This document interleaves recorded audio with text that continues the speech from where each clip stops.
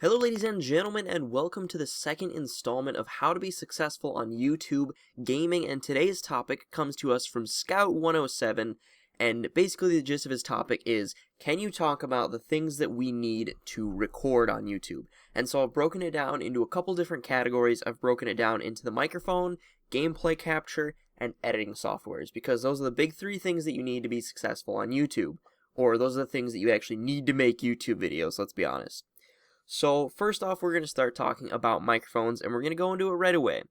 So if you're not doing commentary over your videos, you are putting yourself at a disadvantage in the YouTube community, because most of the time when I go to watch a gaming video, and it's not just like a quick 15-second little clip that I'm watching someone go ham in, or someone with an insane trick shot, or if it's not some sort of montage where there's music playing in the background, if it's not a commentary, if it's just like 15 minutes of straight up gameplay, 90% of the time, I will just click away within the first 15 seconds, because you really need to put yourself on the videos. You need to be able to reach out and grab your audience's attention with your personality, or with your humor, or whatever kind of content you're trying to make. But what you're really trying to do is you're trying to interact more and pull in your audience better. And by having commentary over your gameplay, you're able to achieve this. Now, what do you need to record your audio for this gameplay? Well, first off, I'm going to talk about the software you need. I recommend personally Audacity. Audacity is a free piece of software. It works very well. It's extremely simple.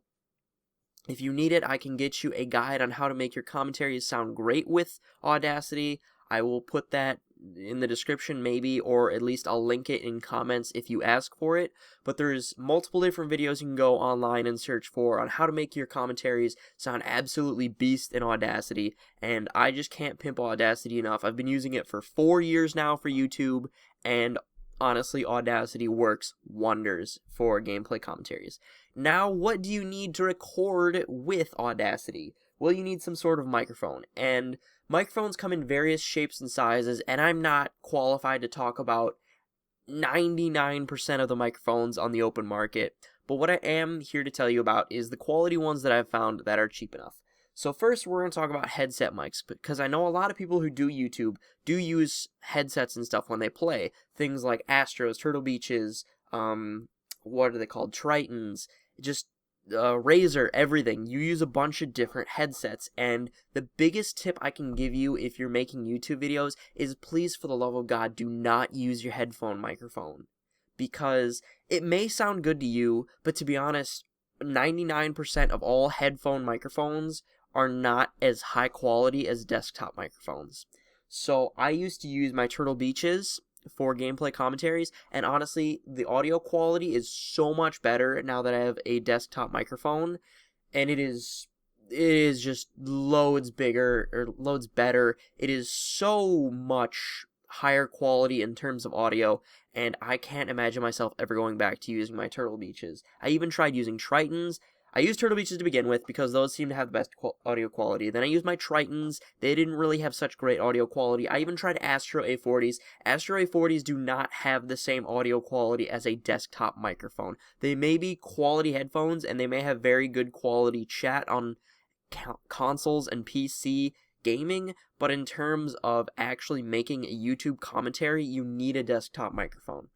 Now, I'm only qualified really to talk about one brand and one microphone in particular, because it's the only one that I've ever used, and I've never had any problems with it.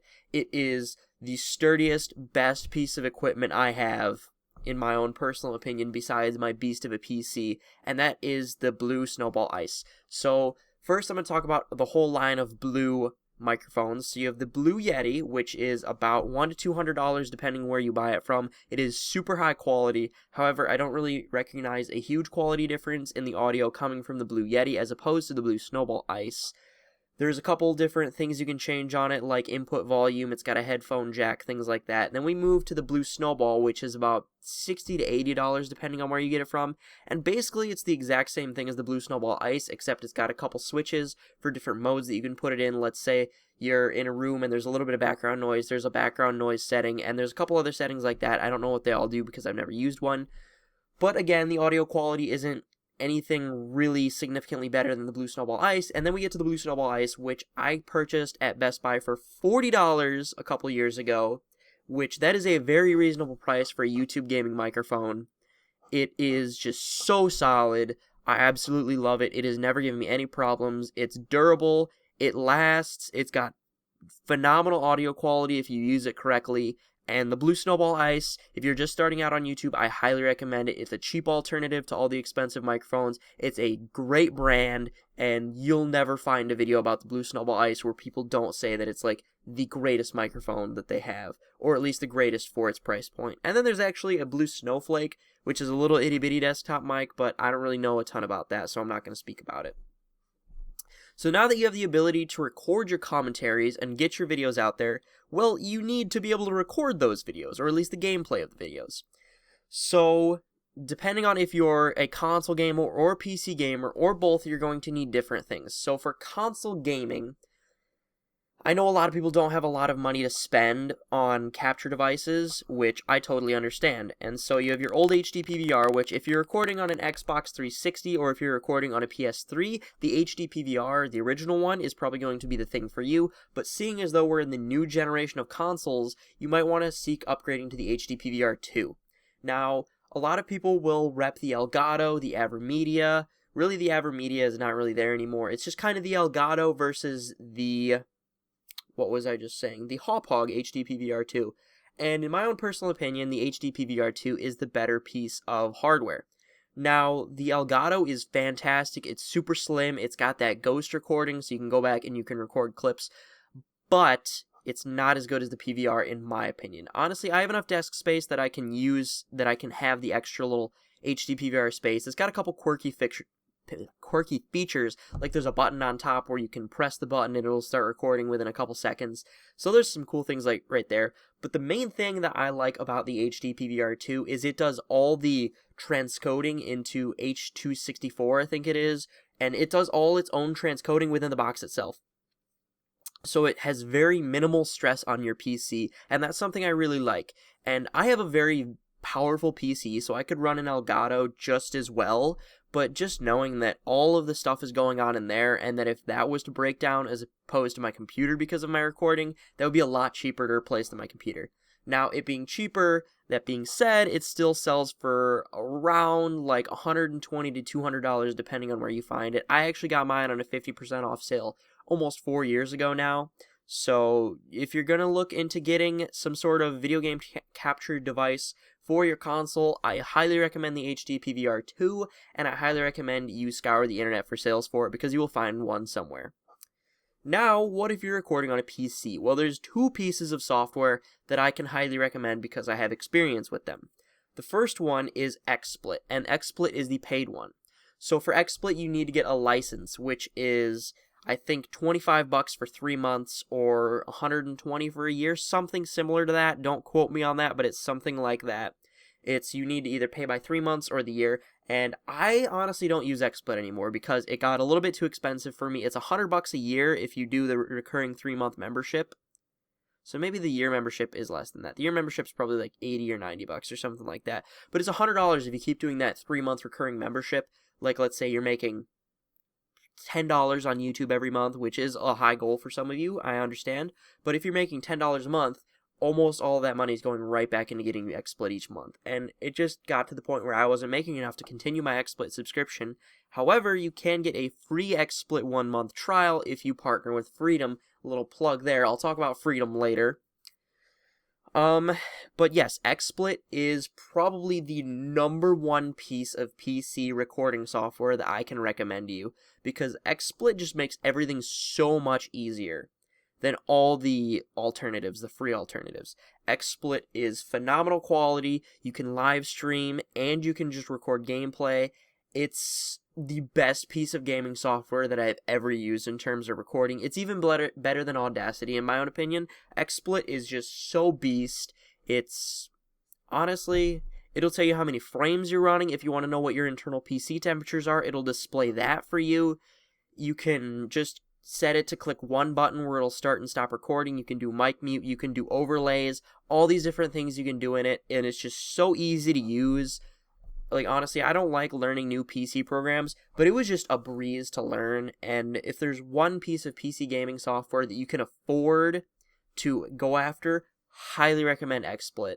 It is great. I can't recommend XSplit enough. But with that being said, XSplit is rather expensive, so let's explore the alternates. And there's really only one alternate if you really want to have high quality videos, and that's Open Broadcaster software. Open Broadcaster software is a free piece of software, and it's kind of the poor man's version of XSplit. Well, it's not kind of the poor man's version of XSplit, it is the poor man's version of XSplit. It's not as high quality, it's not as easy to use, but if you download Open Broadcaster software, or OBS as it's commonly called, you'll be able to find some tutorial videos online, and you'll be able to get yourself rolling within no time. It's not as high quality as XSplit, it's not as easy to use as XSplit, but it's still a pretty good software in and of its own right. So those are what you need to record your gameplays and record your commentaries. Now you need to edit your videos. So I can only speak to, again, a handful of editing softwares that I've used in my YouTube career. So the number one of which that I use the most and that I think is the most effective if you're starting out on YouTube is Windows Movie Maker. So it's a free piece of software that comes with your PC, and honestly, it's not that bad. I've edited almost every single one of my videos with Windows Movie Maker, which is something that's kind of sad and I probably shouldn't admit because I do YouTube so professionally. But honestly, Windows Movie Maker is a great piece of software. It's so simple. The user interface is very nice.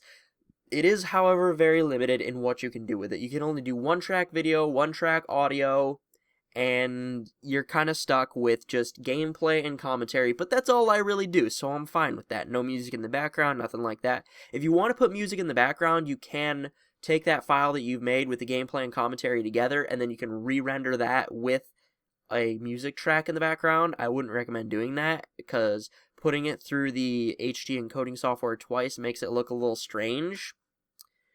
But let's go to some more professional softwares. So Sony Vegas, or Windows, or not Windows, what is it, Sony Movie Studio?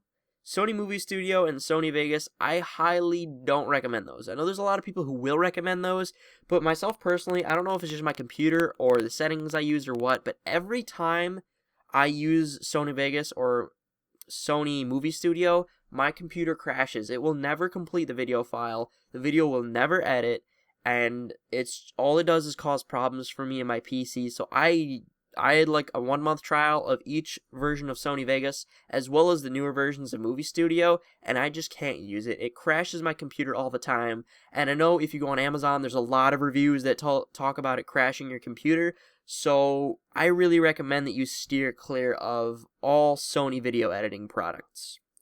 Now, the number one, if you want to have high quality, I don't know how expensive it is, but if you want high quality video editing software, Adobe Premiere is where you go. Adobe's always got the high quality stuff, and Premiere is just absolutely awesome to edit with. You can probably get yourself a free trial somehow, and myself personally, editing with it was a little bit difficult to learn. I didn't have time to sit down and watch like a half-hour tutorial video, so I just kind of jumped in, tried to figure it out myself, and I was able to do my usual editing jobs with a little bit of color correction too. But it's pretty complex. It's not as easy to use as Movie Maker. However, it will let you do multiple video tracks and multiple audio tracks, which I know is a huge plus for a lot of people. And yeah, that's really what I've got for you. I could talk about a couple other things, like thumbnails. If you want to be able to make your own thumbnails, which I highly recommend you do, don't just use a thumbnail that's in your video. Make your own thumbnail. I know I contradict that sometimes, but it's just on the kind of unimportant videos, or the videos where it doesn't really need a thumbnail. If you want to be able to make your own thumbnails, people will always say Photoshop, but Photoshop is really fucking expensive, so my recommendation is that you download GIMP. GIMP is basically free Photoshop. It does almost everything the exact same, and it's just free. It's really easy to use. You can download brushes just like you can download Photoshop brushes, and you can make some really nice thumbnails with it, and thumbnails are something that you really need for your videos. So basically that's everything I have to tell you guys about recording your videos, or at least just making your videos and making your thumbnail. You got it all right there. Blue Snowball Ice microphone is my recommendation. XSplit is my recommendation for those of you who record on PC, while the HD PVR2 is my recommendation for those of you who record on console, as well as Windows Movie Maker if you're just starting out editing videos. And another thing about capturing gameplay is now the Xbox One and the PS4 have the option to capture their own gameplay, so you can capture your own gameplay. Be wary of the quality of the video though, because sometimes it can be a little lackluster. You download it, you edit it yourself, you put your commentary on it, and boom, there you go. You don't have to spend any money on a capture card, but at the same time, capture card does give you a little bit better quality. It lets you record as long as you want to. I know the limit's like 15 minutes on the PlayStation 4 and 5 minutes on the Xbox One or something like that. So be wary of those, and you might want to just invest in the capture card anyways. But I want to thank you guys for watching. If you did enjoy, as always, I encourage you to leave a like rating. Let me know what you guys want to know next about how to be successful on YouTube in terms of gaming. And so I want to thank you guys for watching, and I will see you guys later.